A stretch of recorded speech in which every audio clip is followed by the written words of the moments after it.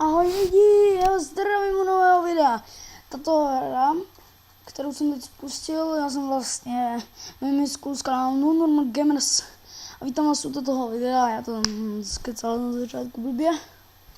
A vítám vás u hry Mega Miner, což je jedna hra, kterou jsme hráli s kámošem hodně aktivně. To byla jedna hra, kterou jsme fakt hráli, hlava nehlava, normálně jsme počátku těžili do země. Ale jsme to tady mám tady do počítače, takže jdeme začít právě teď. Play Almar Gamesy. Hra bude v popisku videa, je to hned na stránce superhry.cz. Tady zvětším, abyste něco dobře viděli. A toto je ta hra už samotná, takže dáme load game, tady taky funguje, já nemám žádný slot. Tady si vyberete vlastně ze 3 barev, já začínám jako zelená, proč ne? A toto je celá hra, jenom prostě takhle vemete a jdete těžit do země.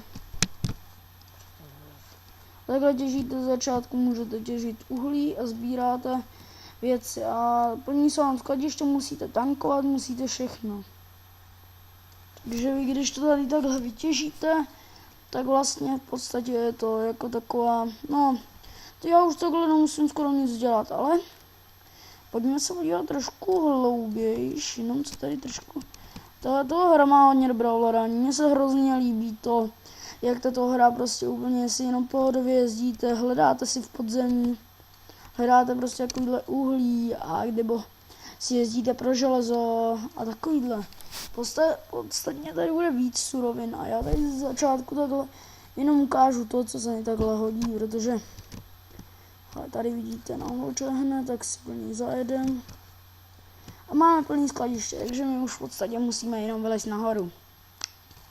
A já v podstatě ani nemusím dělat nic, já takhle můžu jenom v podstatě takhle lejst. A takhle se hraje celá hra. Nevětšíte, tak jako... Tak, já jsem tady to naučil. A vidíte, máme, každý koul má nějakou tu cenu a tady vidíte, nejdražší je diamant a já teď v podstatě můžu prodat moje uhlí za 200. Tak. Zajet sem, tady s kamarádem. My jsme to moc aktivně ani nehráli. Takže bujfal a teď bychom se mohli podívat. Já když tady najdu někde po cestě uhlí, tak ho tady rovnou seberu. Ale nesmíte, já vám ukážu hned jenom to, co může být následkem toho, když kopete hodně hluboko a nemáte hodně upgradeů. Já už jsem 60 metrů pod zemí a vidíte, tady vidíte už tu hladinu, že už je to takový teplejší a v podstatě, jo, tady už jsou takovýhle kameny, na ty potřebujete výkonnější vrták a nedají se prodávat a je tady docela, tady už jako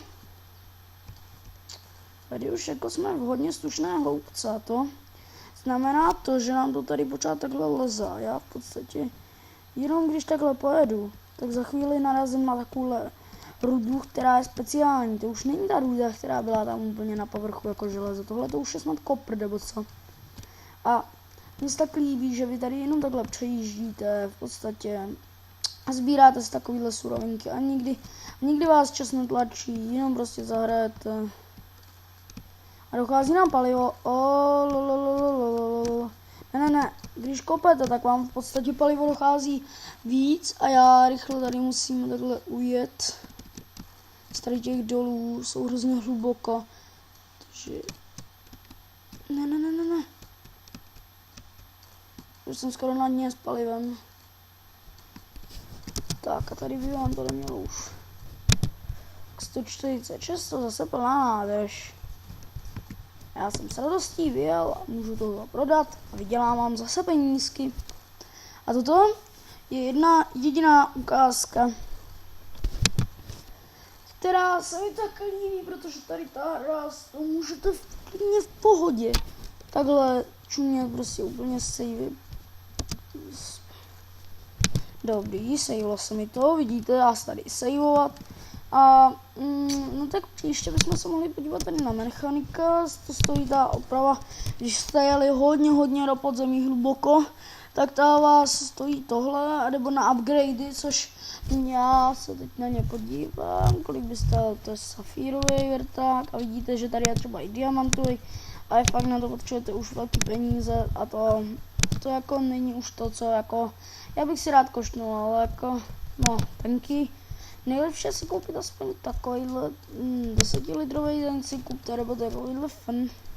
Ale jako mě, jako tady chladiče, to je na to, abyste se dostali do větší výšky, tohleto to je, abyste se v podstatě dostali do větší hloubky. Tady to vám slouží k tomu, abyste se tam dostali. Aby vás to chladilo, nebo aby se něco takhle dělalo. A nejlepší asi teď rozumná věc bude, když si koupíme takovou 10 litrovou nádrž, tahle to by měla stát 800.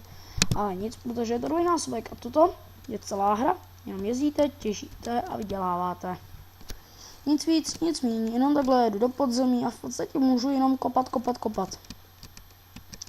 A vůbec nikoho nezajímá, je to kostičková strategie, takže já v podstatě jenom takhle můžu klikat třeba, nevím čím, já teď klikám VSAD, ale pokud se vám chce, nevím, jestli jde i vyšší ode. Tak a teď se to musí podržet a vykopete se hezkou jámu. Tak. Tady rychle takhle začnu kopat, protože to už je železo toto. To se dá taky docela slušně prodávat, když máte teda plné skladiště. A tamhle už máme ten overheating, což už je to přežátí. No, to je ten overheat a takhle se to děje, protože já nevěděl, jak se tomu dřív říká. Takhle to jenom podržíte a takhle. A jestli jste si všimli, vychází nová hra, která se jmenuje vychází nový Sherlock Holmes, The Devils, teď nevím přesně co, ale je to hodně dobrá hra. A zrovna mi zase jedeme na povrch a tohoto je celá hra. Jenom tady někde naberu nějaké ještě uhlí, než rychle dojedeme na povrch. Tak nic, tady už nic není, takže jako já tady jenom takhle vyjedu, zase to prodám, dojedu koupit palivo a takhle funguje celá hra. Takže já si s vámi pro dnešek rozloučím u tady toho hezkého, překrásného videa.